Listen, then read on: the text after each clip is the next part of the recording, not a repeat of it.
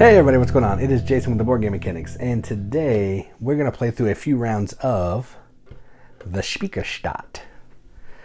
If you don't want to check out the gameplay, you can click the link on the video description and go check out the full review. But if you do want to check out the gameplay, stick around right here and let's get going. So, the setup is pretty easy. You're going to give each player a card of their storage, a warehouse of their color, 3 meeples of their color. The other one will go on this 0 space. You'll pick a start player. Each player will get 5 coins. Done that. Then you're going to put all the cubes in the bag. So there's a bag filled with cubes. You're going to separate this deck into A, B, C, and D. And the bottom of the deck is going to be, a number 4 fire, which will trigger the end of the game. Okay? And then in a 2-player game, you're going to fill up the first 3 spaces, and we are ready to go. All right, so this is effectively an auction game, and we are going to be using our meeples to bid on the cards that we want. Cards are going to have some kind of special ability, possibly some points. We're going to have contracts that we're going to try to get cubes for.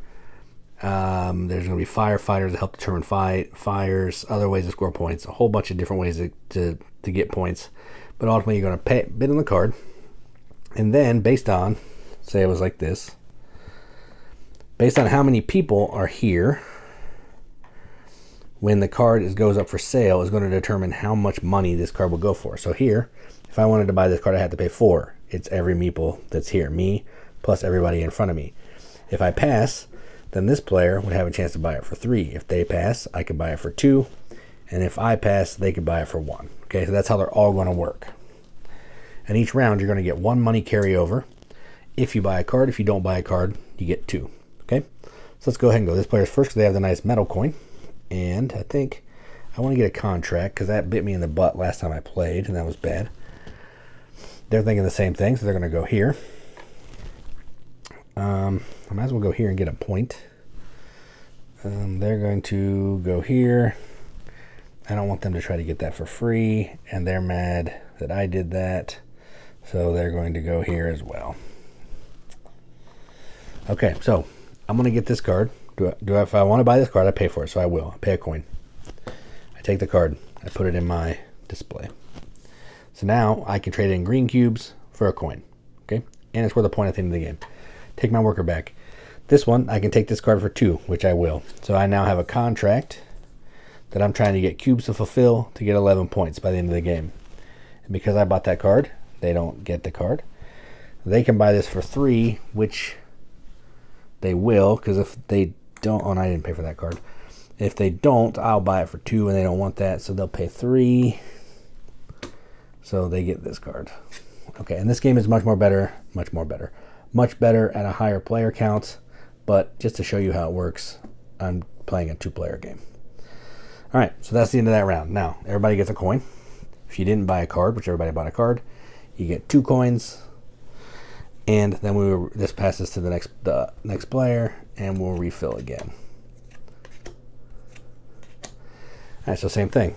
They'll start bidding. They want to get a contract.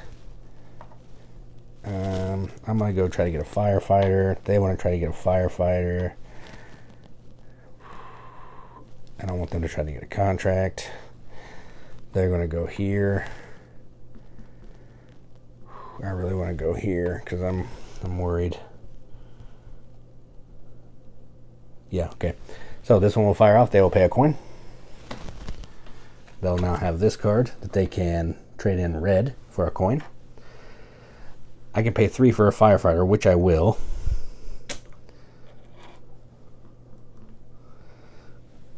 And then they can decide if they want this, which they do. I'll tuck this under here so I can save some room. And they will take this because they want to make sure they have a contract. And that will cost them 2. That's their last money. All right, so now it's going to get more interesting. So, and again, it's better with more people. So everybody bought a card, so we only get $1. We'll refill. Then I believe at the end of this round, oh, dang, we're still not in B's yet. All right. So, I don't need a fireman because I'm good there. So I'm going to try to drive up the price. So I'm going to go there. They're going to just come and get some more points. I'd like to get some points. They don't want me to be able to get this for 1. But I don't want them to be able to get it for 1. And then this player is going to go to the fireman. All right. So now they're going to fire. Do I want this card? I have $2. I cannot afford it, so I pull my character back. Do they want the card? They have $2. They have $1. They cannot afford it. Do I want the card for 1? Yeah, I'll take it for 1. So I pay $1 and I get this card. So now I have another converter, which is good. They'll take this card for, no, they don't want that card. I can't buy that card for 2, so I have to pass, but they'll buy it for 1. So they now have a fireman as well. All right, and this card just goes away. So we got that. I want to play till we get into B, so we can show you how some of the cubes come out. So this gives you extra places to store a good. This one can always store 1 good and has some conversions. This one will store 4 that you can use later, or if you have them on the end at the end of the game, they're worth a point. And this one, if you can get 4 of these, are worth 14 points. I did do that in a game. That was fun. All right, so this will go over here. We'll each get $1 because we each bought at least a card. All right, so blue is going to go ahead and bid on this because they really want it. I would like to get that as well, and I have $2, so that works for me. Blue will go here. They're going to try to get a bunch of contracts.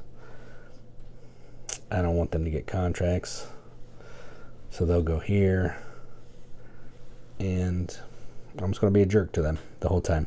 All right, so this one, they have 2. They only have $1. They can't afford it. I could buy it, and I will buy it. So I now have a warehouse that I can store some extra goods. That cost me $1. They don't have 2, so they pass. I don't want it, so that goes away. And then they don't have 2, so they pass, and I will take that for 1. All right, so I really hosed them over there, but I get $1. They didn't buy any cards, so they get $2. And now I become first player, and now I'm going to talk to you about B. Oh, okay, first, what happens? We have a fire. When a fire card comes out, we look to see who has the most firemen. In this case, it's purple. They're going to get that many points, so purple gets 1. This player has the least amount, so they will lose 1 point. Then the fire goes away, and we'll refill. All right, so now we got some boats. Ships are how we're going to get goods to fulfill these contracts. So when a ship comes out, you get in the bag, you draw 3 cubes, and you put them on the ship. When you win the ship, you get the cubes, and then once we do all that, we will assign cubes to contracts and move on. All right.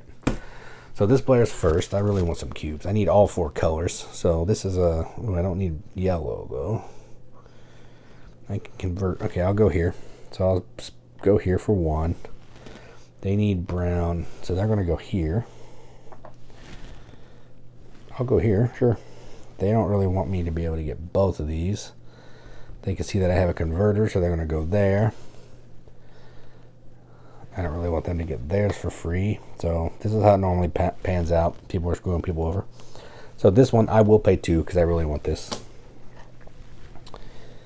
So I get these cubes and the ship. The ship could be worth points later, so we'll hold on to that. And those get assigned in a minute. This one, does blue have 2? They do have 2, so they will buy it. Or no, purple can't buy it because I don't have any money. So blue has to pay 1. They get this card. I'm just going to tuck their cards here because we're not using that part of the board. And then blue cannot buy, oh, they can buy that, so they'll buy this one as well for 2. All right, so everybody got a card, so we each get $1. First player passes. Now, before all that happens, we would assign cubes. So we can assign cubes to contracts. We can use converter. So here's what I'm going to do. I'm going to turn a white into a coin. These go into a supply. And then I'm going to turn, let's see, I have 4 cubes. I can store 1. So let's store, I don't know, let's store brown. I'm going to sell this white for another coin. Then I have 2 other goods, and I can trade 2 goods. Oh wait, I'm not going to sell that white. I'll take the coin away. I'm going to trade 3 goods for any good. Oh, never mind, it's not out. Just kidding. So I'll trade the white for a coin. I'll trade these 2 for a coin. And then I will keep the ships. All right. And that is how it's going to go. And that's how the game's going to keep going. Just like that. You're going to be getting cute. Oh, I didn't assign mine. So I put that there, and then I could trade this green one for $1. And that's how it's going to keep going. You're going to keep playing until you get to the end of the deck, fighting fires. Whoever has the most fire gets points. Whoever has the least amount of fires gets loses points. And then once all the cards are gone, you're going to add up your contracts if they're completed. Any other points that you get, these points. And I think that's it. And any other cards that would come out that would give you points. And that's it.